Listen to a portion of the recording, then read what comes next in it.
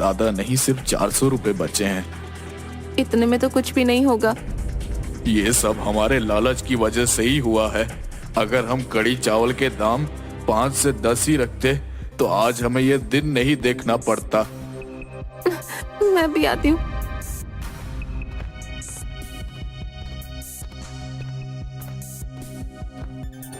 उर्मिला वापस उस पेड़ के पास गई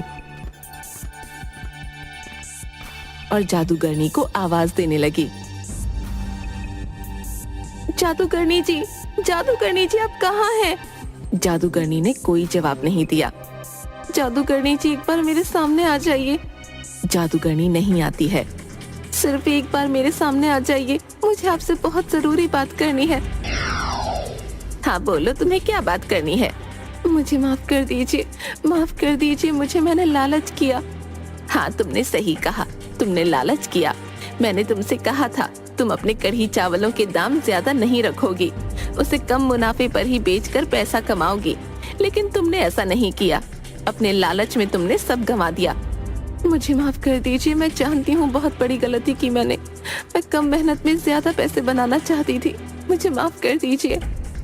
ठीक है, मैं तुम्हें माफ करती हूँ।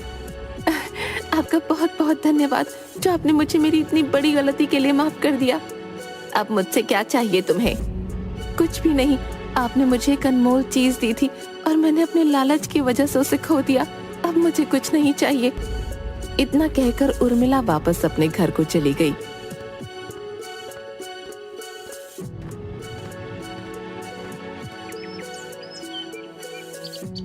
दोनों ने काम की तलाश के लिए बहुत मेहनत की। लोगों के पास गए, दुकानों पर गए, लेकिन किसी ने उन्हें कोई काम नहीं दिया। 2 दिन बाद दोनों रात को घर में बैठे हुए अपने किए पर पछता रहे थे। तभी जादूगरनी आई।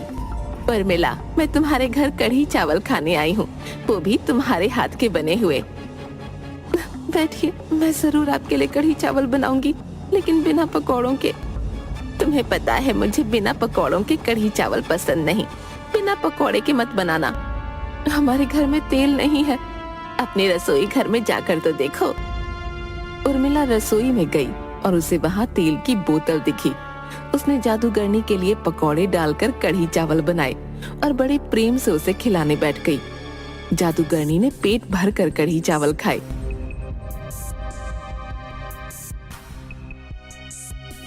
चलो अब मैं अपने घर जाती हूँ, लेकिन जब भी मेरा दिल कढ़ी चावल खाने का करेगा तो मैं तुम्हारे